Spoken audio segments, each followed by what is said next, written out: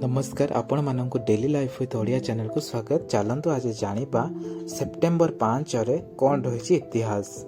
किंतु ता पूर्व आपण जदि ए चैनल रे नुआ अछंती ताहाले प्लीज दयाकर ए चैनल को सब्सक्राइब कर दियंतु। आज होची गुरु दिवस। समस्त को गुरु दिवस रे हार्दिक शुभेच्छा और शुभकामना। कारण आम जीवन रे समस्ते किछि ना किछि हमको शिखै थांती। आम जीवन में सब बेले चेष्टा करने आवश्यकता रही। आम समस्त किछि ना किछि शिखिबा एवं ताकू आम जीवन में प्रयोग करबा। 1888 मसीहा सेप्टेम्बर 5 तारिख रे डॉक्टर सर्वपल्ली राधाकृष्णन को जन्म ग्रहण होइतिला। डॉक्टर सर्वपल्ली राधाकृष्णन होउचंती आम प्रथम उपराष्ट्रपति और द्वितीय राष्ट्रपति।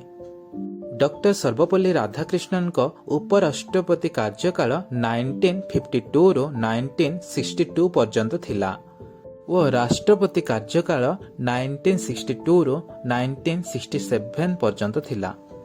डॉक्टर सर्वपल्ली राधाकृष्णन को जन्म दिवस को ही आमे गुरु दिवस रूप में पालन करिथाउ।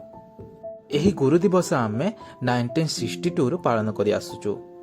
आज मदर टेरेसा को मृत्यु होइथिला।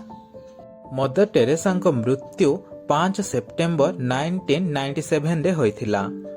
मदर टेरेसा को भारत रत्न मध्य मिलिछि।